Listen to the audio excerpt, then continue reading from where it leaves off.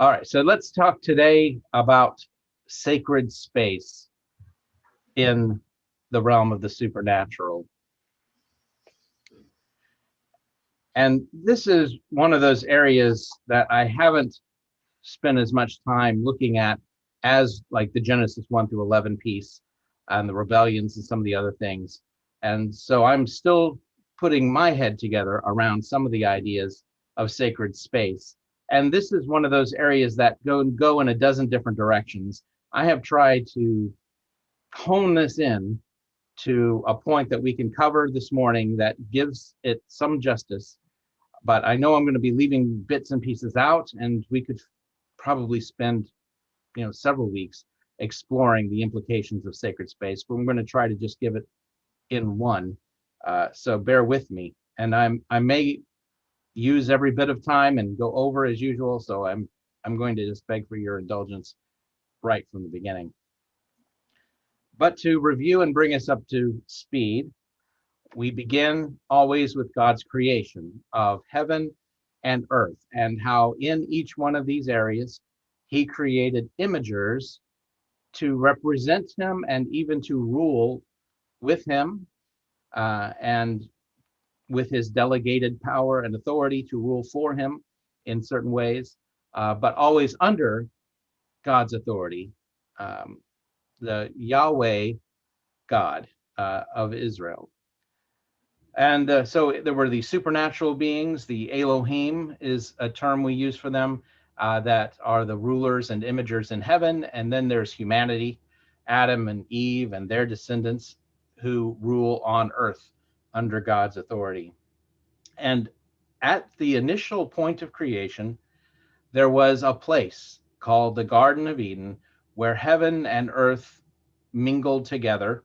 The Elohim in the supernatural realm, the representatives of mankind and Adam and Eve were in the garden with them, and they dwelt together. And this Garden of Eden, though, was not the entire planet. It was just one area on it. A piece of earth was the Garden of Eden, just like I think that only a piece of heaven was represented there. Only a segment of heaven was there, and only a segment of earth. I can't prove anything about the unseen realm, but on earth I can make the case from the text. In Genesis chapter 2, verse 15, we read, and Yahweh God took the man and set him in the Garden of Eden to cultivate it and keep it. So man was created outside the garden. God took the man and put him in the garden. So that was a specific place that was not the rest of the world. And later, we see that God had a particular entrance to the garden that he guarded with the cherubim in Genesis 3, verse 24. So he drove out the man and placed cherubim east of the Garden of Eden and a flaming turning sword to guard the way to the tree of life. So the implication is that there was one way in at the east, and that place was guarded by the cherubim after we were no longer allowed in it. And there's an interesting verse from the book of Revelation that talks about the Garden of Eden. Revelation chapter 2, verse 7. The one who has an ear, let him hear what the Spirit says to the churches. To the one who conquers, I will grant to him to eat from the tree of life, which is in the paradise of God. Now, the word paradise is a key word here.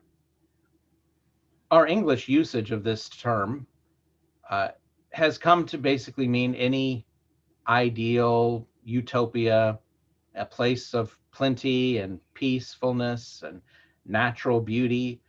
Paradise, Hawaii is often called a paradise because of its beauty and its comfortable temperatures year round, and it's just a wonderful place. So we call it a paradise. But in the first century, and in that realm, the term that's translated as paradise here was actually a technical term for a walled garden. like the gardens of Babylon, or like any garden that a king might have. Even the kings of Israel had these walled gardens that were the property of the king and were a creation. It wasn't wild nature, it was cultivated nature in a garden environment that was walled in and exclusive. And so this picture from Revelation reinforces the idea that Eden was a discrete spot, not the whole place, not the whole planet, but a particular place that God had specifically cultivated and created within the natural realm for his place to dwell and reign with his representatives, the Elohim, and with Adam and Eve. And even within that garden, we know that there was a place at the center of it, in the midst of the garden, what was even more restricted by God's command, the tree of knowledge of good and evil. The people were not supposed to eat of that tree. It had its own special rules. So within the garden, there was a one particular spot that was even more set apart than the rest of the garden. So there was a core center where the trees were, the tree of life and the tree of knowledge of good and evil. They apparently grew close to one another at the heart of the garden. And around them was the rest of the Garden of Eden, possibly enclosed, but definitely separate space that was the Garden of Eden. And then outside of that was the ordinary world, if you will, the rest of the planet, Earth. So there is a picture here of what is sacred space. Sacred space is space dedicated specifically to God and to his presence and to his worship.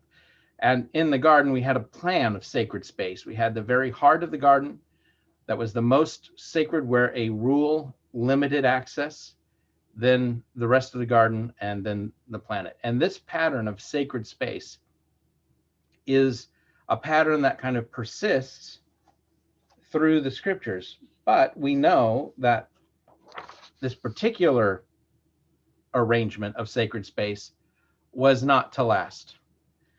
There was sin in the garden. They did eat of the tree that they were not supposed to. They violated that sacred space, if you will. Eve had even told the serpent, we're not even supposed to touch the tree. I don't know whether that was part of any conversation they might have had with God, but Eve expresses the idea that this was sacred space. They're not even supposed to touch it, let alone eat of it. But they did, of course. And so there was sin, and the whole Edenic pattern of sacred space was broken. We were kicked out, and then things just go downhill with the rebellion in Genesis chapter 6 and the rebellion in Genesis chapter 11. The distance between humanity and the divine, the sacred, is widened over and over again until it is completely destroyed. We read a good summary of that, I think, in Genesis chapter 6, verse 12, when God looks on the earth, and it's kind of a reversal of what he sees in Genesis 1 when he looks on the earth and says it's good. But here in Genesis chapter 6, verse 12, God saw the earth, and behold, it was corrupt, for all flesh had corrupted its way upon the earth. So whatever sacred space was created initially had become corrupted in this process. And whether there was any tangible remnants of the Garden of Eden before the flood, I think it's safe to say that after the flood, any tangible remnants of that garden were lost on the face of the earth. And so we might as well say that at this point, there was no sacred space on earth. It had all been destroyed, corrupted, and then destroyed. But this was not a surprise to God. There's one thing that comes up in the book Supernatural. Occasionally, I think Dr. Heiser, unintentionally, I'm sure, as I don't think he believes that God has to scramble to come up with a plan B, but he kind of talks about plans failing and then new plans being hatched. Not in so many words, but that's to me, that's just not the way to characterize it. And I know Dr. Heiser believes that God's plan is unalterable. He says that his plan has been the same from the beginning. I think it's just a poor turn of phrase on occasion in the book Supernatural. But God wasn't surprised by any of the failures. He knew humanity. He made us. He knows our weaknesses. He knows our flaws. And he knows that we are not going to be able to maintain that sacred space. And he was ready to move in with a new phase after the failure to maintain the space in the Garden of Eden. And after the Tower of Babel, he begins a new phase of this plan by selecting Abram and then Abraham and starting to create a special nation where he will maintain his close, intimate relationship with the people in that nation and will keep alive the idea of sacred space and of this ultimate joining of heaven and earth. And the rest of the world would be governed by the Elohim, these angels who themselves would rebel in their guidance of the nations, the Gentile nations. But this one nation he would have a connection to. That would be the nation of Israel, of course. And he revealed himself as the angel of the Lord in physical ways, tangible ways, with Abraham, with Isaac, with Jacob, and with other patriarchs and important figures in the history of Israel. God personally appeared, and we talked about that last week. He appeared, and that appearance in tangible form was called the angel of the Lord, or the angel of Yahweh. And we talked about how at Sinai, God expressed that through the angel that would protect Israel on their way to the promised land. While they were at Sinai, they received very important information from God. They received the law. And Moses went up on the mountain on Sinai to receive that law from the finger of God. Dr. Heiser speculates that perhaps there was even a theophany, an appearance of the divine in some form of a human shape, since Moses did receive from the finger of God the law on the top of Sinai. That's maybe something we can delve into at a different point, but today I just want to focus on that law, because from one perspective, I believe we could view the law as God's next phase in restoring at least the idea of sacred space, and in, to some degree, the reality of sacred space on earth. I believe that the law was given partly to create a form of sacred space on earth, a form that paralleled Eden, with the tabernacle and then later the temple at the heart of it, that most sacred space, the Holy of Holies, and of course the holy place, was that tabernacle and temple at the heart of the sacred space that the law was meant to create. And then the Israelite camp during the time of transition and eventually the promised land, once they arrive there, would be the equivalent to the garden itself. Not the most sacred place at the heart, but it would be a place where God could dwell, where the people would be in harmony with God and imaging him and being people in relationship with God personally. And then the Gentile nations all around Israel would be that place outside of the garden. But Adam and Eve were tasked with taking care of the garden and filling the earth. How would they be able to do both of those if they didn't take some of the garden with them as they filled the earth?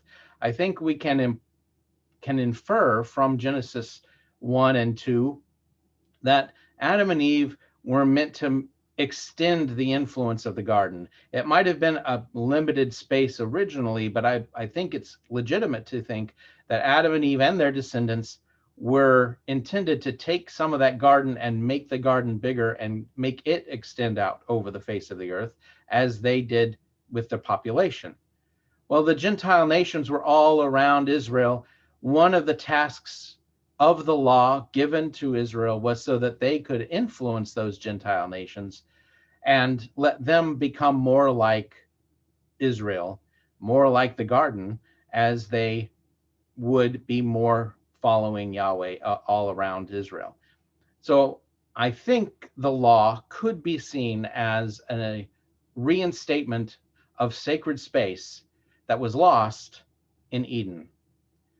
And what I'm going to unpack throughout the lesson today is the verses that suggest this pattern at Sinai and beyond. So at the heart is the temple, first the tabernacle that they created as they were at Sinai and traveling.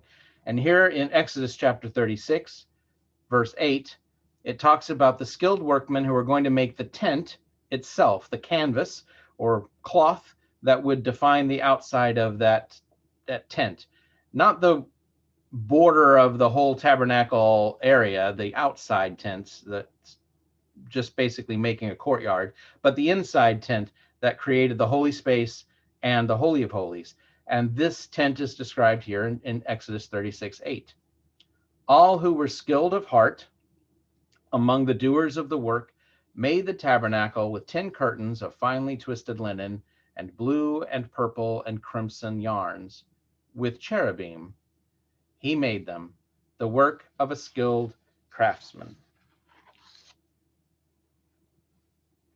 So the blue and purple and crimson yarn is difficult to make and very expensive. So there's a certain amount of exclusivity already in the curtains there. But the presence of the cherubim are what I wanted to highlight, because that was a part of the Garden of Eden. Like there were these guardian Elohim, guardian angelic figures, usually with a animalistic element to them, a snake or an ox or bull or something of this nature was how the cherubim were generally depicted. So in our Hollywood version of the cherubim, they usually look like people with wings, like our typical description of an angel. But cherubim were usually depicted with animalistic elements. So I really don't think that kneeling or standing people with wings are what the cherubim look like. I really have no idea exactly what they look like, but they were these angelic style figures that were guardian spirits, and the curtains had depictions of the cherubim there. The idea that within that curtain, what was on the other side of that curtain was special sacred space. And of course, inside the holy place and inside the Holy of Holies was the Ark of the Covenant.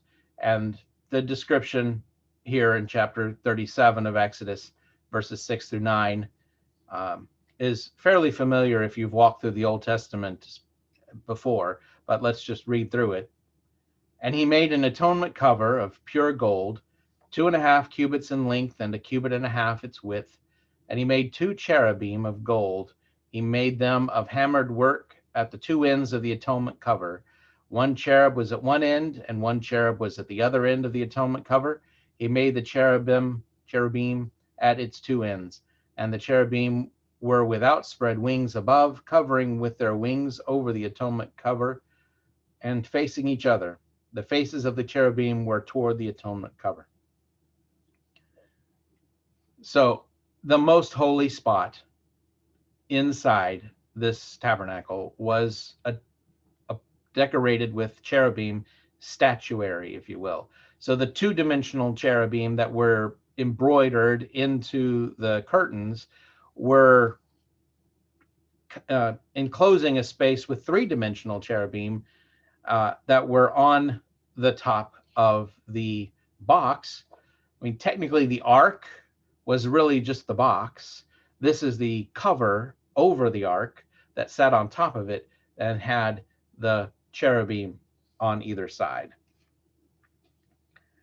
And just outside this holy place, Holy of Holies, was a lampstand. And let's read the description there, Exodus 37, 17 through 19. And he made the lampstand of pure gold. He made the lampstand of hammered work. Its base and its branch, its cups, its buds, and its blossoms were all part of it. And 6 branches were going out from its sides, 3 branches of the lampstand from its one side, and 3 branches of the lampstand from the second side. 3 almond flower cups were on one branch with a bud and a blossom, and 3 almond flower cups were on one branch with a bud and a blossom, likewise for the 6 branches going out from the lampstand. So what was the lampstand to represent, apart from just being a source of light? It was a tree, an almond tree to be particular, an almond tree with flowers on it, blossoms, buds, branches. This lampstand could very well stand in for the trees in the Garden of Eden. Maybe the general trees that filled the garden, or maybe the tree of life at the heart of the garden. It was a source of light, just like life and light are very often tied together in Scripture. And we saw in Zechariah, I mean, as soon as I started thinking about this and thinking about this lampstand as a tree, I thought of the vision of Zechariah with the lamp that was surrounded on either side by olive trees that were giving the oil. Or maybe receiving the oil. That's a very difficult passage in Zechariah. But there's this one central lampstand with trees on either side. And here in the Holy of Holies, we also have a lampstand that actually is a tree in its shape and design. So I think all of this, the cherubim, the lampstand tree, the food that was in there, because they actually put loaves of bread on a table. So in the Holy of Holies, there was food to eat. There was light from a tree. There was the cherubim protecting it. The heart of the temple and the tabernacle before it was a kind of miniature Eden in concrete form, establishing sacred space. The temple, I wanted to point out that the temple was also meant to be a representation of Eden, not just the tabernacle that they carried around with him. And so in 1 Kings chapter 6, verse 29, we read, on all of the walls of the temple around the house, he carved engravings of cherubim and palm tree images and budding flowers, both inside and out. I mean, there's hardly any doubt that the tabernacle was representational of a garden. I think it was representational of the Garden of Eden that we have in Genesis. Now, getting to the point that there was a holy space all around, not just in the tabernacle, but beyond the tabernacle and beyond the temple. In Deuteronomy chapter 23, verses 12 through 14, we read, and there shall be for you a designated place outside the camp, and you shall go there to relieve yourself. And a digging tool shall be included in addition to your other utensils for yourself. And then when you relieve yourself outside the camp, you shall dig with it, and then you shall turn and you shall cover your excrement. For Yahweh your God is walking about in the midst of your camp to deliver you and to hand your enemies over to you before you. And so let your camp be holy, so that he shall not see in it anything indecent. Now, I think poop would count as indecent. So no, nothing indecent in the camp. And he shall turn away from going with you if there was that indecency in the camp. So it was beyond the temple. They were to keep their camp clean because it was holy. It was a place where Yahweh would be.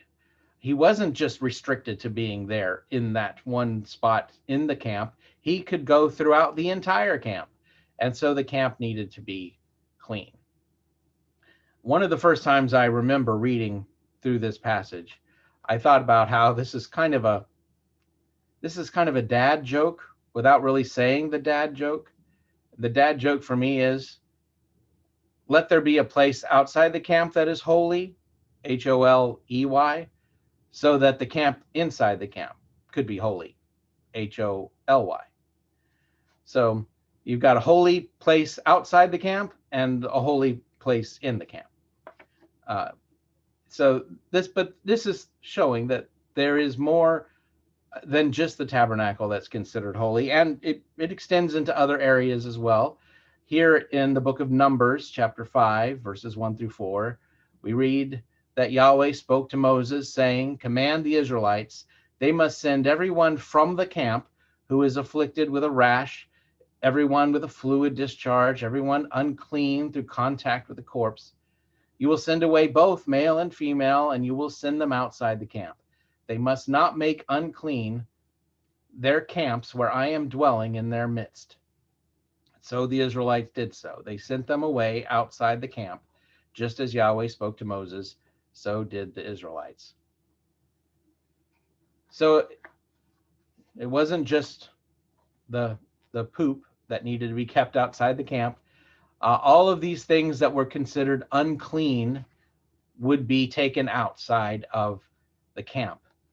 This introduces the idea that is parallel but not identical to holy and unholy. The idea of holy and unholy is one set of ideas, and then the idea of clean and unclean is a different but connected set. And the Levites were specifically tasked with knowing what was holy and what was unholy, what was clean and what was unclean. We see this in Leviticus. In Leviticus chapter 10, verse 10, in a longer sentence, but here at the heart of this, Aaron and his sons are tasked with distinguishing between the holy and the unholy, as well as between the unclean and the clean. And in English, holy and unholy are basically the same word with just a prefix for unholy, and clean and unclean are the same word with just unclean. But in Hebrew, there are actually 4 different words here, not just variations of 2 words, but 4 different words. They had this is a whole different category. Holy is one thing, unholy is a different thing entirely. Clean is one thing and unclean is something else. But they are opposites, still opposites. You still cannot be holy and unholy at the same time. And you cannot be clean and unclean at the same time. But they are fundamentally different things to be holy and unholy. And holiness was something that was dedicated to the use of Yahweh, something for him and at his disposal was holy. And if you weren't exclusively devoted to God's use and his purposes, then you were unholy. We might just call it common. It's not like it's anything necessarily wrong with it. You have to have a lot of common things. You can't, not everything can be dedicated exclusively to Yahweh's use, or we just couldn't function. It would all belong in the temple and nothing would be for anybody else. So it's not bad for something to be unholy. It's just not dedicated to his exclusive use. And it's sort of the same with clean and unclean. Something that was considered clean was appropriate to be in the presence of holiness, to be part of the process of a holy act or a holy function.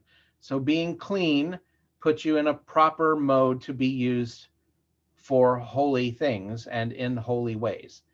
Being unclean, not that there was anything necessarily bad with it, inherently bad, it just wasn't appropriate. Not appropriate to be used for a holy purpose and in a context of holiness. So unclean, it's like the people who got sick, who had the rash or whatever, they weren't inherently bad people, but it was not appropriate to be in the presence of holiness, and therefore not appropriate to be in the camp, because the camp was holy. It was devoted to the Lord. And so holy and unholy and clean and unclean. And in fact, one of the main actions of the calendar year in the sacred space of the tabernacle was the Day of Atonement. And we kind of think about atonement in our minds, I think, as forgiveness of sins, like just being forgiven, not holding against you anymore that you did something wrong. But that's really not the idea of the Day of Atonement. And we don't have time to go into the whole Day of Atonement ritual. Dr. Heiser goes into some detail in the book Supernatural, and of course, even more detail in his book on the Unseen Realm. But I just want to touch on this fact that the Day of Atonement was about being clean. The tabernacle was always holy, but over the course of a year of people coming and going into the outer court and offering their sacrifices and their fellowship offerings and just hanging around, unclean people were part of the process. We just can't help it. Humans are just inherently unclean at times. And so the tabernacle and the temple later would be tainted, if you will, by the unclean people who just routinely used it. And in order to restore the cleanliness of the temple and therefore its holiness, because it had become tainted with the uncleanness of the nations, the Day of Atonement was to reset everything, clean it out of the spiritual uncleanness that had tainted it. And we read about that in Leviticus chapter 16, verse 33. It's kind of a summary statement after the details of what happens on the Day of Atonement. And he says, and therefore he, Aaron, shall make atonement for the sanctuary's holy place, and shall make atonement for the tent of assembly and the altar. And he shall make atonement for the priests and for all of the assembly's people. You know, when it comes to mentioning the priests and the people, our idea of forgiveness of sins and the idea of atonement kind of start overlapping. But how do you forgive a place? How do you forgive an altar or the tent? It's not really about forgiving them. It's about cleaning them, about getting that unclean corruption off and resetting it, restoring it back to its state of being worthy of being holy.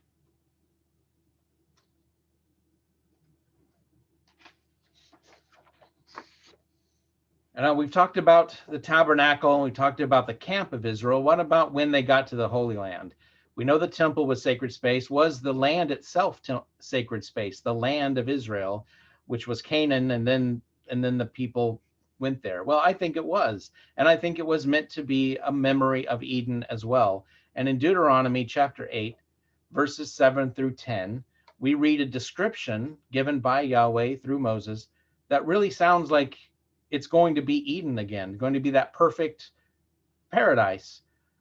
Here in Deuteronomy 8, 7 through 10, for Yahweh your God is bringing you to a good land with streams of water, springs and underground water welling up in the valleys and in the hills, to a land of wheat and barley and vines and fig trees and pomegranate trees, a land of olive trees and olive oil and honey, to a land where you may eat food without scarcity, and you will not find anything lacking in it, a land where its stones are iron, and from its mountains you can mine copper. And you will eat, and you will be satisfied, and you will bless Yahweh your God because of the good land that he has given you. Notice how he starts and ends this idea with good land. Eretz Tov. Tov was, again, that word God used to declare his creation good when he first created it.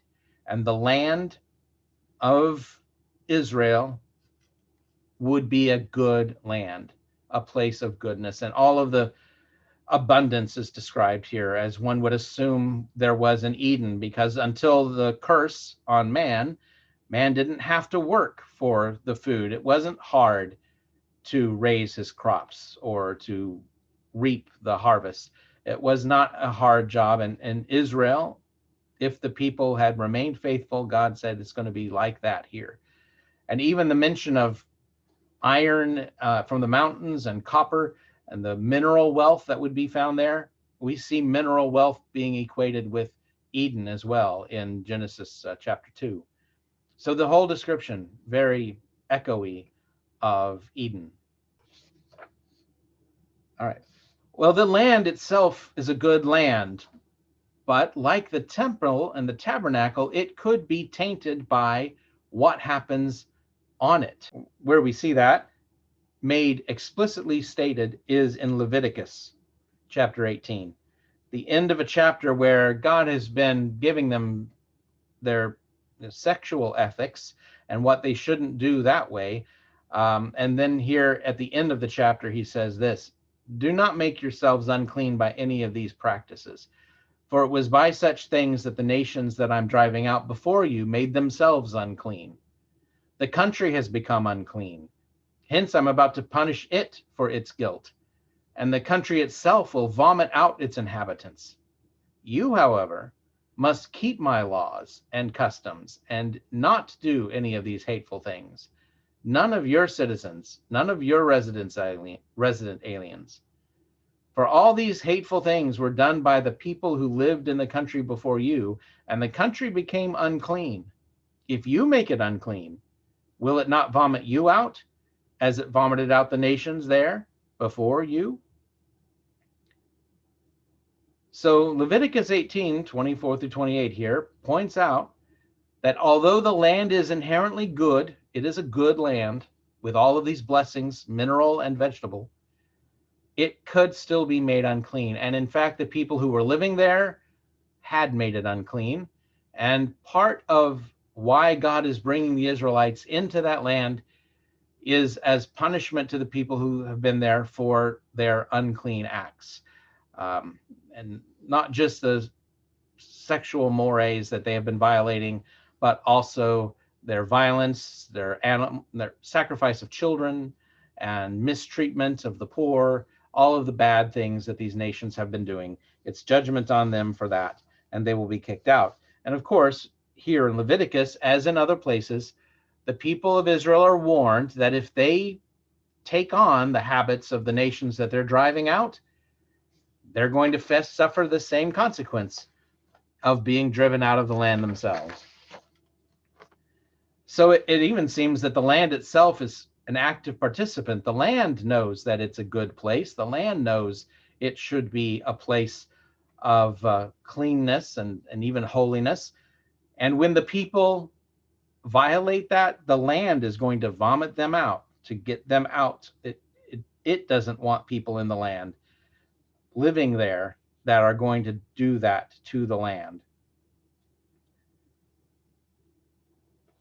And that is why when the people come to the land, they go to spy it out. They're going to see this people who have been making the land unclean, and they're going to see that they actually come from a particular heritage.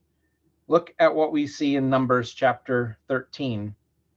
In Numbers 13, 32-33, this is after the 12 spies have gone through the land and they're reporting back what they've seen to the people who are expected to go in and take this territory right afterwards. But here's what they say. They presented the report of the land that they explored to the Israelites, saying, "The land that we went through to explore is a land that eats its inhabitants, and all the people whom we saw in its midst are men of great size. There we saw the Nephilim, the descendants of Anak, come from the Nephilim, and we were like grasshoppers in our own sight, and so we were in their eyes." Well, I'm not exactly sure what the spies meant to say when they said that's a land that eats its inhabitants. Maybe this is one expression of the fact that the land was tired of having these people defiling it, and so this is an affirmation that the land didn't want the people there. These spies seem to be interpreting it as a frightening thing, that if we live there, we might have the same problem. The land itself might be against our living there. I think that that's just part of their fright of what they saw in the land. What we know they saw were these giant people bigger than themselves. And they called them the Nephilim, the descendants of Anak. Now, hopefully that sounds a little familiar. We first met the Nephilim in Genesis chapter 6, when the sons of God married the daughters of men and had offspring, and the offspring were called Nephilim, and they were described as those men of renown of old. And we talked about how that was a way that some of the nations viewed their distant past founders as these sons of gods marrying human women and having godlike children of themselves, uh, at least superhuman children like Gilgamesh or other heroes like Hercules. If we want to go Greco-Roman, I mean, Zeus was renowned for having sex with women, earthly women, and having children by them. And a lot of their ancient heroes were supposed to be the children of divine parentage and human parentage mixed.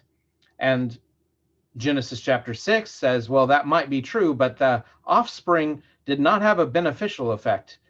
The offspring of that unnatural hybrid were destructive. And that's part of why the world was so corrupt that God wiped them all out with a flood.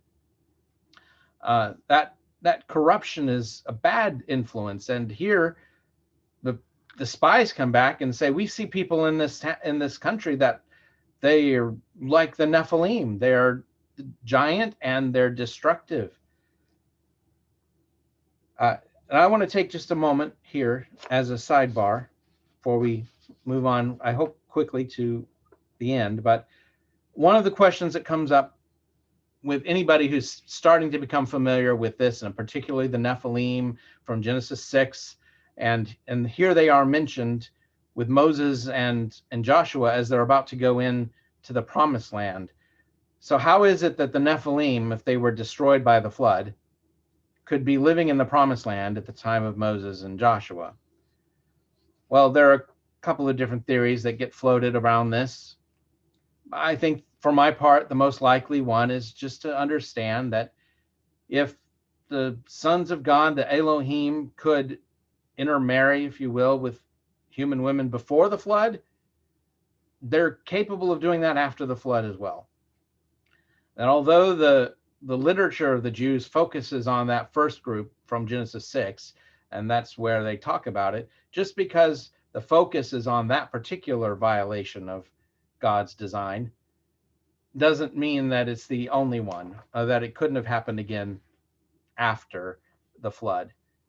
In fact, even in the Genesis passage, there's phrasing there that says that that's the time that the Nephilim were in the land, and even after, which might suggest after what? Maybe after the flood.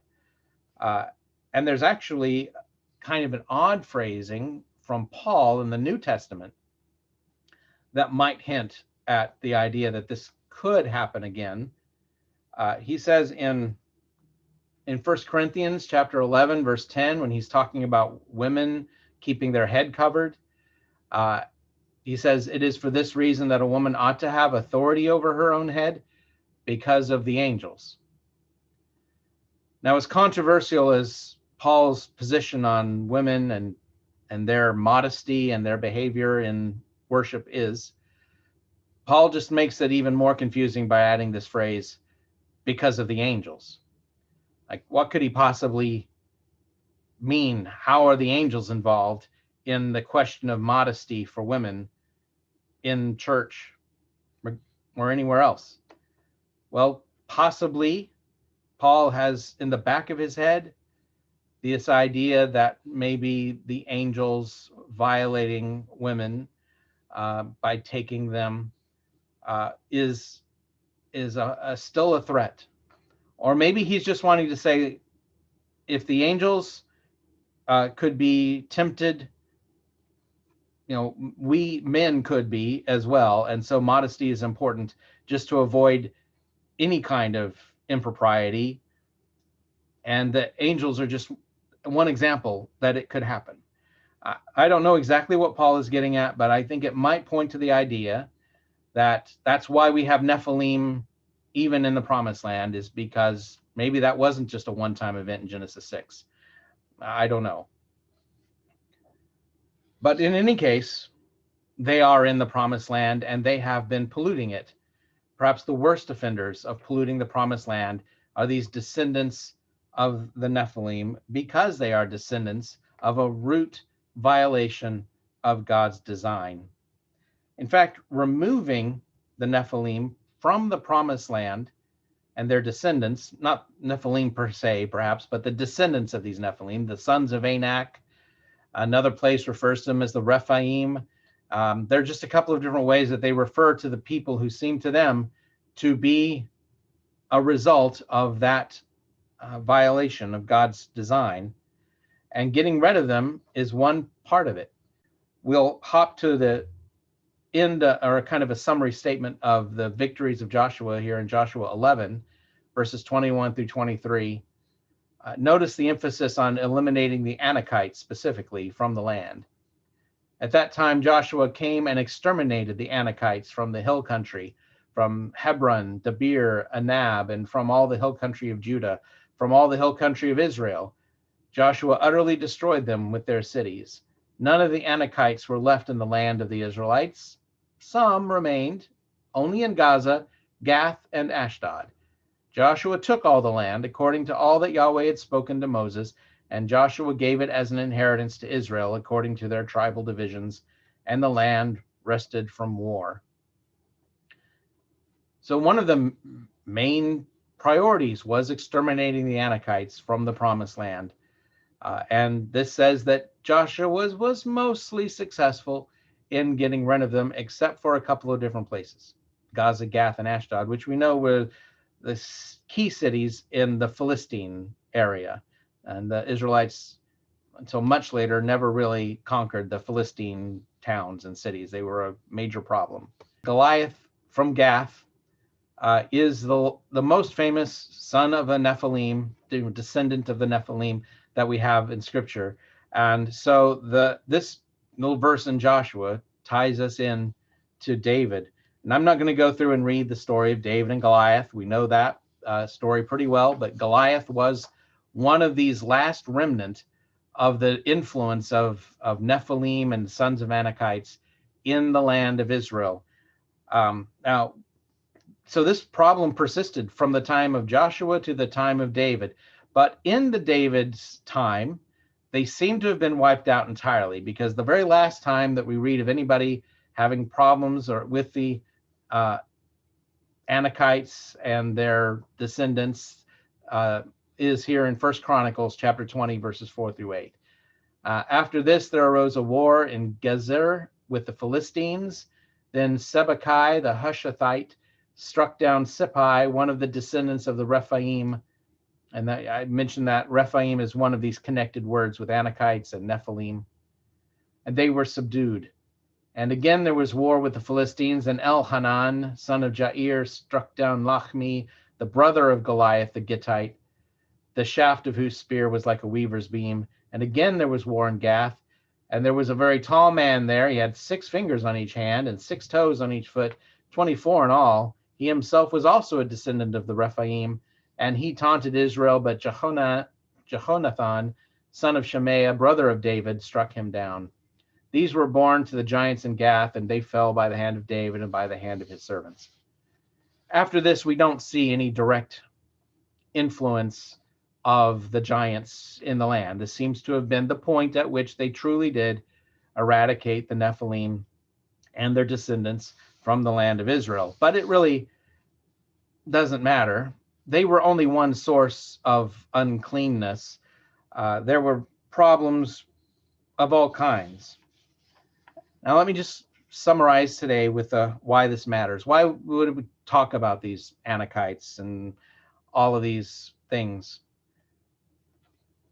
Well, it matters because it is that whole struggle of sacred space. When God set apart Eden in the very beginning to be a prototype of sacred space, that here's a place where man and God can live in harmony, dedicated to the Lord. This was a pattern that he wanted to lay out. But it didn't last, of course. But God was prepared. He knew it wouldn't last. He was prepared with Sinai and the law. Of course, I think if Israel had been able to implement the law perfectly, they would have established a kind of repeat of Eden, a place where at the heart was God's very presence, and all around it were people living as imagers of God, reflecting his character and living according to his ways, and then carrying that beyond their own borders, extending the kind of Eden paradise to the world through their influence. They didn't do that. We know it never was implemented. The priests themselves desecrated the temple, let alone anybody else. Levi's own two children desecrated the temple during the lifetime while they were still establishing the sacred space in the law. They desecrated the tabernacle space. And Eli's children, the priest who took care of Samuel when he was a child, Eli's kids abused the temple and the tabernacle. We see this abuse over and over. So the temple was never fully sacred. The Israelite camp certainly wasn't. Even Solomon himself built altars throughout the land to the gods of the other nations. His wives followed other gods, and he built altars for his wives' gods. And Israelites did that too. The land was never fully holy. And of course, the Gentile nations had more influence on Israel, it seems, than Israel had on them. So the hope that God would establish a new sacred space just faded out entirely. And even after the exile, when the Jews returned, it was just never the same. God's presence never filled the temple again as it had Solomon's temple and the tabernacle before that. God's presence never filled the second temple. And it was just never holy, not the way it was supposed to be. And so this is the situation when Jesus is born. Sacred space is still absent. They work at it. The temple is there. They are sort of pretending it's sacred space, but it really isn't the case. And so next week, we're going to look completely and pointedly at Jesus and his ministry and how this story unfolds in the life of him who was the image of God on earth, and how Jesus changes the understanding of sacred space to what God had really meant all along. All right, let's close with a word of prayer. Father, we thank you for preparing sacred space for us by having your plan from the very beginning to be that we could dwell in your presence, be co-workers with you in the garden and outside the garden, in making a place that is holy and clean and dedicated to you. And Father, we know that through Jesus, we are the sacred space. We are now where you dwell. And your temple is not a one place on a hill in Jerusalem. It's every place in the hearts of your people. Help us, Father, to carry that sacred space with us and to make every place we are more like Eden, more like a place where people are respected, where love is the rule, where your grace and kindness is experienced. Help us, Father, to be that for us and for the people around us. It is in Jesus' name that we pray. Amen. And listen, I didn't put it up on the screen earlier. I should have said it before we wrapped up, but I do have them related videos here from the Bible Project. That one on the temple, I think, is particularly relevant to the things we talked about today. Their video on the law isn't really focused on sacred space the way that I have unfolded it here, but it does give a different perspective on it. I think it's really helpful. And if you want a long inquiry into what I just very briefly mentioned about 1 Corinthians and what Paul might be doing there when he mentions the angels, Dr. Heiser has a whole podcast there, and there's a link to a blog post, which then will link you to the podcast episode.